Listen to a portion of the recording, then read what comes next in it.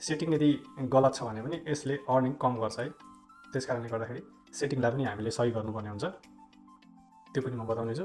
र पहिलोचोटि यो भिडियो हेर्दै हुनुहुन्छ र यो के हो भन्ने लाग्छ भने चाहिँ यस विषयमा मैले अरू डिटेल भिडियोहरू पनि अगाडि बनाइसकेको छु, तपाईँहरूले प्रोफाइलमा गएर हेर्न सक्नुहुन्छ।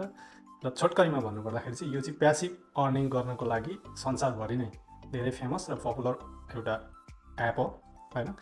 तपाईँले यसमा जोइन गरेर तपाईँले आफ्नो मोबाइल डाटा अथवा वाइफाईको डाटा एक्स्ट्रा जुन ज्यादा हुन्छ हामी सबै त खपत गर्दैनौँ होइन, त्यसमा केही उब्रिराखेको हुन्छ, बचिरहेको हुन्छ, त्यो बचेको चाहिँ हामीले सेल गरेर यसबाट केही अर्निङहरू गर्न सक्छौँ है। $20 पुगेपछि तपाईँले त्यो विथड्र गर्न सक्नुहुन्छ पेपल अकाउन्टमा। पेपल अकाउन्ट तपाईँसँग छैन भने तपाईँको कोही पनि साथीको मार्फत जोसँग छ ऊ मार्फत पनि तपाईँले लिन सक्नुपर्छ। यो छैन कि तपाईँकै पेपल एकाउन्ट हुनुपर्छ भन्ने चाहिँ छैन विथड्रको लागि है त। र अर्को कुरा भनेको तपाईँले यसलाई चाहिँ 24 घन्टा चल्ने वातावरण बनाइदिनुपर्छ है। तपाईँको मोबाइलमा डाउनलोड गरिसकेपछि यो 24 घन्टा चलिराखोस्, अन नै होस् है। अब तपाईँसँग ल्यापटप पनि छ भने यदि तपाईँले ल्यापटपमा पनि डाउनलोड गरेर यसलाई चलाउन सक्नुहुन्छ, ल्यापटपबाट तपाईँलाई अझै बढी गेन गर्न सक्नुहुन्छ होइन। योभन्दा 10-20% बढी नै गेन हुन्छ भनिन्छ मोबाइलबाट भन्दा भन्छ यसले। त्यस कारण ल्यापटप छ भने तपाईँ ल्यापटपमा पनि इन्स्टल गर्नुहोस् होइन, यसको एप डाउनलोड गरेर। अनि त्यस पछाडि तपाईँ दिनभरि ल्यापटप त अन हुन्छ नि, त्यति बेला छोडिदिनुहोस्, त्यो ल्यापटपमै चल्छ।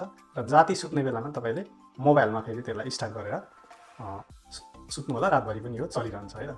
त्यसो गर्दाखेरि तपाईँलाई दोहोरो फाइदा हुन्छ। ल्यापटप छैन भने पनि तपाईँहरूले मोबाइलमा यसलाई 24 आवर नै अन मोडमा छोडिदिनु होला है। अनि एभ्री डे तपाईँलाई एभ्री 24 आवरमा चाहिँ तपाईँलाई 5 MB तपाईँको डाटा सेयर भइसकेपछि यो माथिको यो पट छ नि जुन, यो पटको चाहिँ लक्की पट भनिन्छ होइन। यो लक्की पटमा तपाईँले मिनिमम 2 देखि 10,000 क्रेडिटसम्म ऱ्यान्डमली पाउन सक्नुहुन्छ है। यो डेली तपाईँले नछुटाइकन गर्नु होला। यदि रातभरि तपाईँले यसरी अन छोडिदिनु भयो र मोबाइलमा यो एपलाई अन गरेर छोडिदिनु भयो भने चाहिँ तपाईँले 5 MB कम्प्लिट पनि हुन्छ। र अरू थप सेटिङहरू पनि तपाईँहरूले मिलाउनु पर्ने हुन्छ। 24 घन्टा अन छोडेर पनि तपाईँको 5 MB पनि नपुग्न सक्छ डेली। त्यस्तो चाहिँ तपाईँको सेटिङ नमिलेको कारणले पनि हुनसक्छ। एकचोटि सेटिङ पनि चेक गर्नु होला। म सेटिङ देखाइदिइहाल्छु। यसको सेटिङ चाहिँ कस्तो हुनुपर्छ भने यो मोर तल छ बटममा, यतापट्टि होम, यो मोर भन्छ 3टा डट, यहाँ जानु होला होइन। यहाँ गइसकेपछि तपाईँहरूले यहाँ त सेटिङ देख्नुहुन्छ जुन, सेटिङमा जानुहोस् है। अनि त्योभन्दा पहिले म तपाईँलाई भनिहाल्छु, यस फर्स्टमै छ नि जुन सेयर इन्टरनेट एन्ड अर्न भन्ने, यो चाहिँ टर्न अन र टर्न अफ गर्ने हो है। अब जस्तो तपाईँको ल्यापटपमा चलिरहेछ भने मैले अहिले अफ गरेको छु किनकि ल्यापटपमा चलिरहेको छ। यदि तपाईँले 2-3टा डिभाइसमा एकैचोटि चाहिँ अन गरिदिनु भयो भने के हुन्छ, यो चाहिँ नेटवर्क ओभर युज भन्छ, अन्त त्यत्तिकै बसिरहेको हुन्छ, त्यसले अर्निङ गर्दैन। त्यस कारण अहिले मेरो ल्यापटपमा चलेको छ, म दिनभरि ल्यापटपमै छोडिदिन्छु र राति जब म सुत्न जान्छु त्यति बेला मेरो ल्यापटप अफ हुन्छ अनि मैले यहाँ मोबाइलमा अन गरेर मोबाइल राखिदिएर म सुत्छु र बिहान उठ्दाखेरि 5 MB त जहिले पनि पुगि नै रहेको हुन्छ है। त्यो तरिकाले गर्नु होला यदि ल्यापटप पनि छ भने। छैन भने यसलाई सधैँ अनै छोडिदिनु होला। र मोबाइल डाटा पनि युज गर्नुहुन्छ, तपाईँसँग धेरै जिबी चाहिँ उब्रिन्छ मोबाइलमा पनि भनेदेखि चाहिँ डाटाहरू बच्छ, त्यस्तो लिनुभएको छ, कुनै प्लानहरू लिनुभएको छ तर तपाईँ सबै युज गर्नुहुन्न, केही उब्रिन्छ भनेदेखि चाहिँ तपाईँले यसलाई पनि अन गर्न सक्नुहुन्छ।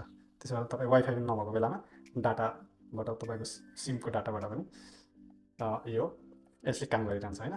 अब तपाईँलाई डर लाग्छ बा मैले लिएको भन्दा धेरै सबैको जाने हो कि जस्तो लाग्छ भने तपाईँले यहाँ लिमिट पनि सेट गर्न सक्नुहुन्छ मोबाइल डाटा। अर्को तपाईँले बिर्सनै नहुने सेटिङ भनेको यहाँनिर धेरैको अर्निङ नहुनुको कारण चाहिँ के पनि भने अथवा कम्ती अर्निङ हुनुको कारण चाहिँ के हो भने यो अलाउ युजेस अन ब्याट्री भन्ने जुन अप्सन छ, यो धेरैले अफ गरेको पाउँछु म है। ब्याट्री धेरै खान्छ, छिटै सिद्धिन्छ भनेर, त्यस्तो धेरै ब्याट्री यसले खाँदैन है। मेरो पनि मोबाइलमा अनै हुन्छ, रातभरि म छोडिदिन्छु, दिउँसो पनि ल्यापटपमा बेलामा अनै हुन्छ होइन। त्यस्तो धेरै ब्याट्री खाँदैन है, तपाईँ पनि एक्सपिरियन्स गर्न सक्नुहुन्छ होइन। यदि तपाईँको ब्याट्रीको कन्डिसन राम्रो छ भनेदेखि चाहिँ यसले त्यस्तो साह्रो ब्याट्री खपत गर्दैन, केही 5% 10% बढी खपत हुन्छ जुन तपाईँले थाहा नै पाउनुहुन्न है त। त्यस कारण यसमा डराउनु पर्दैन, यसलाई अन नै गर्नु होला। अनि अर्को भनेको तपाईँले यो त्योभन्दा पनि इम्पोर्टेन्ट अर्को यो के भनेदेखि डिजेबल ब्याट्री सेभिङ भन्ने जुन छ नि, अब यसले के भनेको छ यहाँ तपाईँ पढ्न सक्नुहुन्छ, Android OS may shut down this app automatically है, maximize your earnings by disabling battery optimization भन्छ है। अब एपले चाहिँ तपाईँलाई यो तपाईँको एन्ड्रोइडले के गरिदिन सक्छ भन्दाखेरि यसले ब्याट्री युज गरिरहेको देखेपछि उसले 24 आवर हाम्रो त अनै हुन्छ होइन, जतिखेर अन भएको देखेपछि उसले चाहिँ यसलाई अफ गरिदिन सक्छ क्या अटोमेटिकली। OSले चाहिँ ब्याट्री सेभिङ गर्ने भनेर अफ गरिदिन सक्छ। त्यस कारण योलाई तपाईँले सधैँ अन नै राख्नु होला। र यो स्टार्ट वेन डिभाइस बुट्स भनेको छ होइन, जब तपाईँले डिभाइस रिस्टार्ट गर्नुहुन्छ त्यति बेला यो आफै स्टार्ट भइहाल्छ यो अन छ भने। र यो 3टा सेटिङ चेक गर्नुहोस् होइन, यो 3टा सेटिङ तलको यो 3टा सेटिङ अफ छ भने 3टा सेटिङलाई अनिवार्य अन गर्नु होला।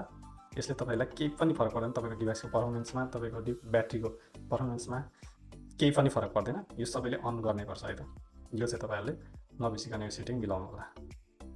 ल त्यस पछाडि तपाईँले कसरी यो यसलाई अन अफ गर्ने भन्ने कुरा त यहाँ सुरुको फर्स्ट बटनबाट भयो। यति कुरा मैले यसलाई अहिले यति कुरा गरेँ यो सेटिङको सन्दर्भमा।